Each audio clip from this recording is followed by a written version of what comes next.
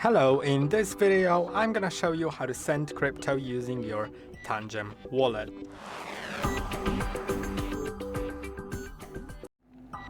To send crypto using your TANGEM wallet, it's very simple. Open the TANGEM app, of course, then select the type of crypto you want to send. I'll be sending Solana, then click on send.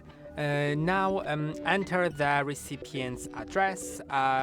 You can either paste it, enter it manually if you have a reason to enter it manually, or scan a QR code by clicking on the QR code scanner in top right corner.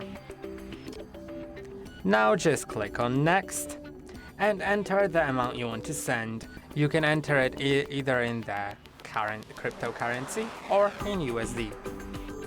I'll enter it, I'll just click on max and set whatever maximum I can.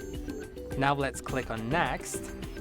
You can see that the amount sent will be reduced by the network fee, so I shouldn't really worry about that. We'll see. I'll enter the access code. Then let's click on continue and tap the phone to the card.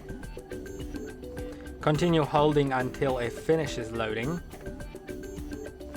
And now you can see it is sent.